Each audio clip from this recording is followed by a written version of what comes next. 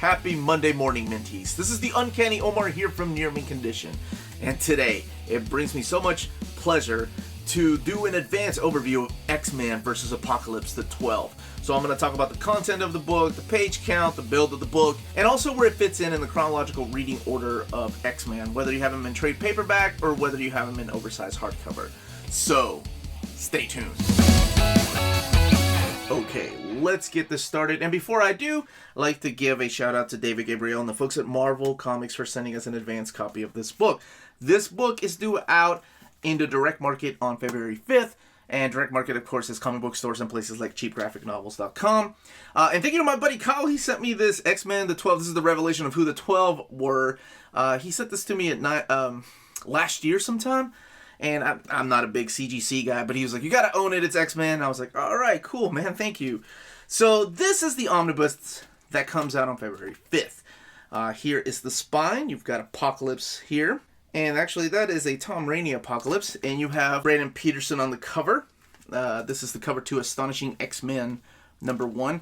And that is Astonishing X-Men Volume 1, #1, which I'll talk a little bit about that because that is not Joss Whedon's run. Here's all the covers to the books that are in here, and then the content of the book, the price of the book. The retail price is $125. Let's check out what's under that dust jacket, and of course, it's the connecting covers by Brandon Peterson. These are the variant covers, and we'll look at that when we look inside of the book. All right, let's get this started. So you have the sky blue bookend pages. This image by Rob Liefeld. There is a lot of talent that went behind this book, by the way. A lot of comic creators.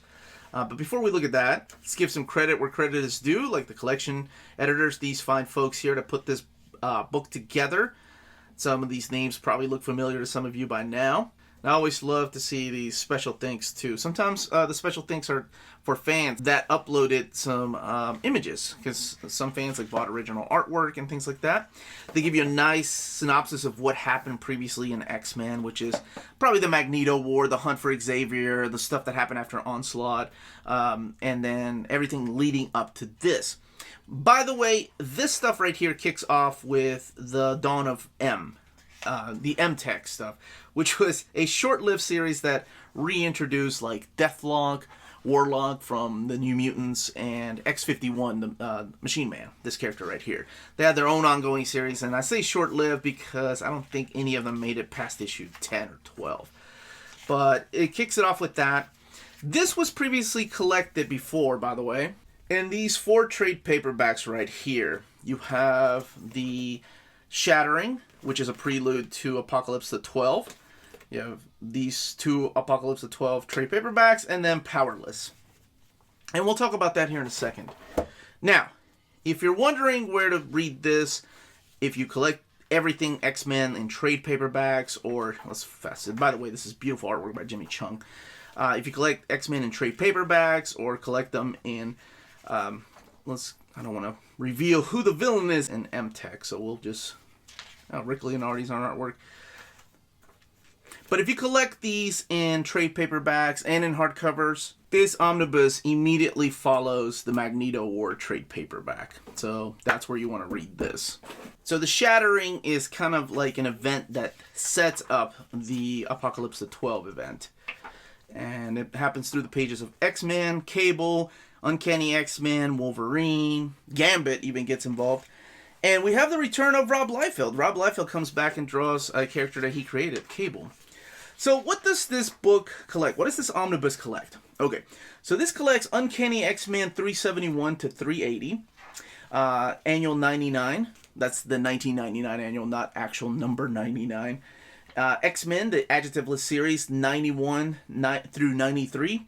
94, the Ace story, 95 through 99.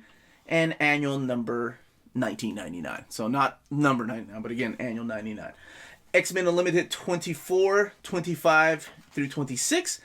Gambit 8 through 9. Astonishing X-Men 1 through 3. Now that is Astonishing X-Men, the Volume 1 series. It was a mini-series that sets up the events of Apocalypse the 12. Wolverine 145 to 149. Cable 71 through 78. X-Men 59 and 60. X-51, issue number 8. X-Force 101, and X-Men 1999 yearbook.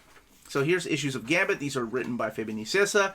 You have Alan Davis as the main writer of this storyline, of the Shattering and of the 12. And his scripter at the time was Terry Cavanagh. And you also have Joe Pruitt. Joe Pruitt at the time was writing Cable.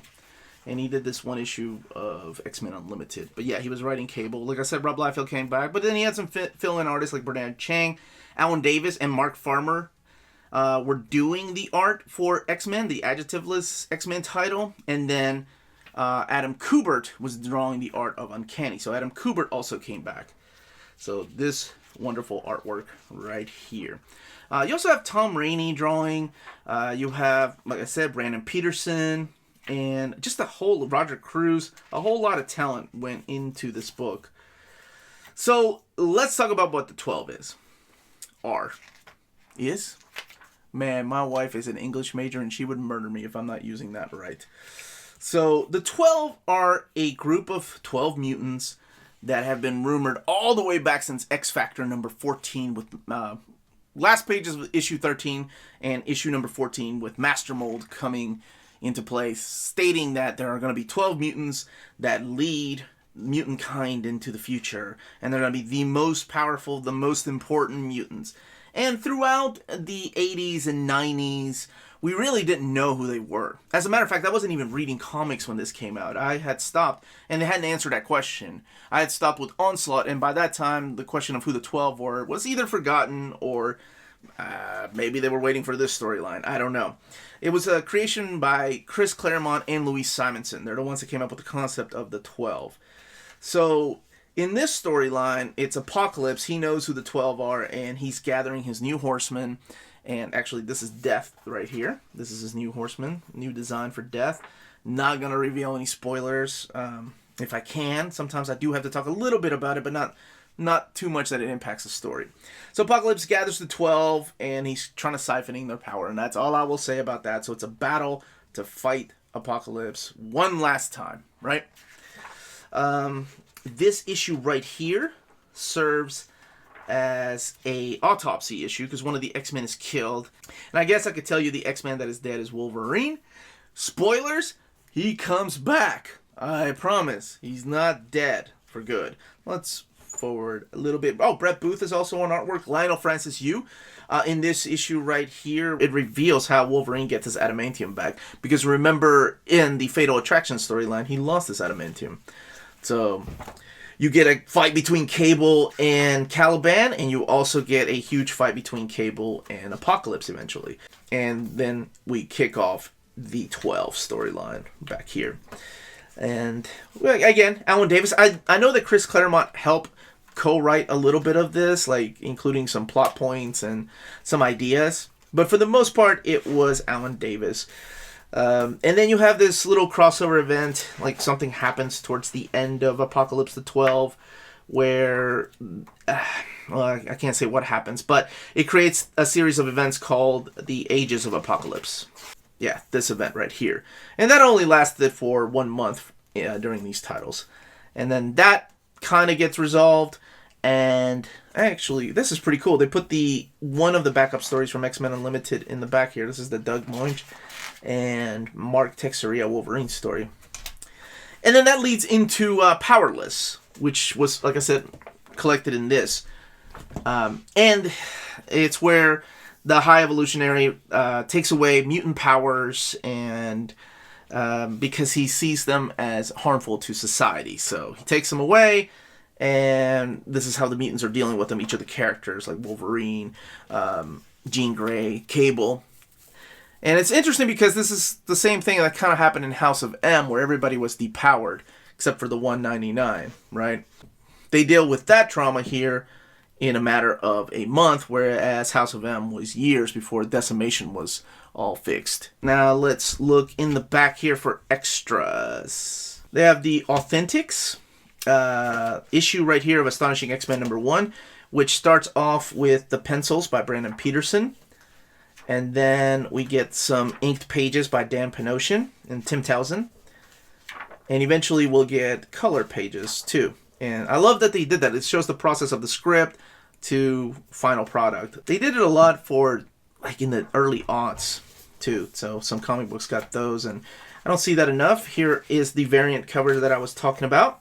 Uncanny X-Men 377 and X-Men 97 by Brandon Peterson. The Wolverine 145, where he gets his adamantium back, had different covers.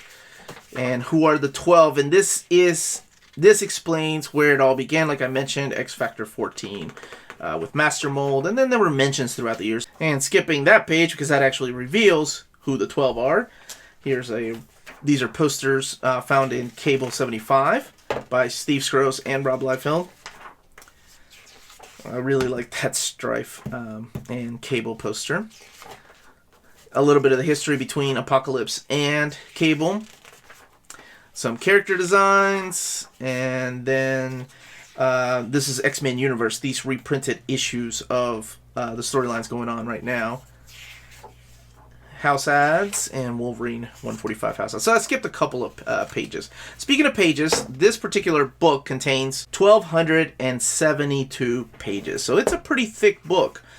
And I don't know if you saw me flipping through here, but this is the first book that's printed that is this big on this new format with the binding. So the binding is still sewn, but it has this new eye. Like the case in Power Pack where the eye isn't as big as it used to be.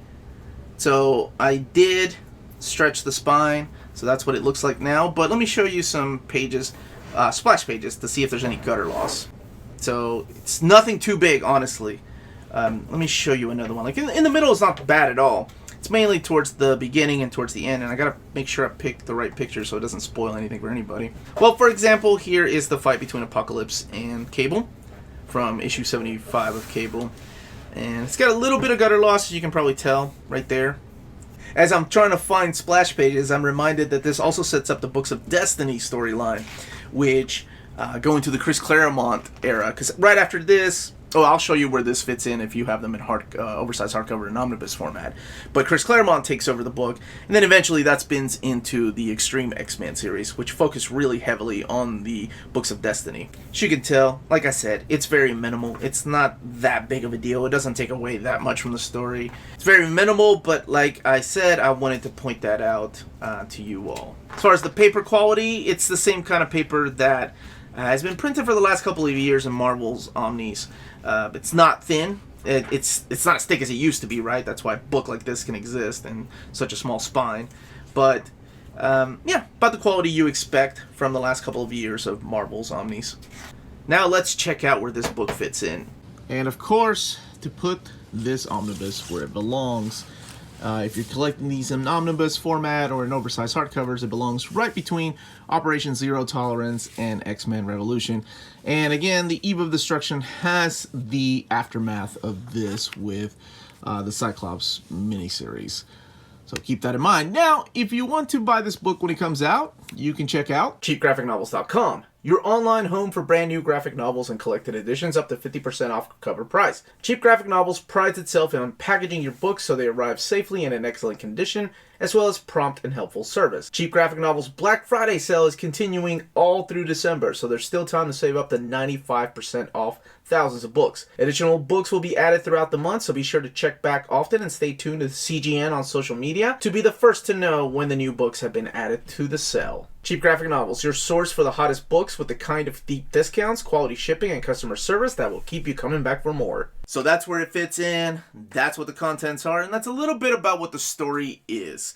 So please don't forget to leave those questions down below, comments if you're picking this up, if you're an X-Men completist just like myself. If you've never read the story and have a few more questions, let me know in those comments down below. I love talking to you all, as you all know.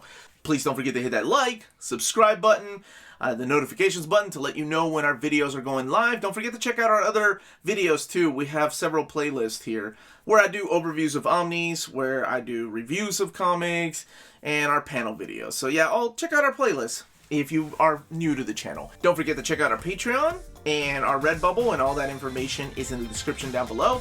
And remember, if it's classy and cool, make mine X-Men.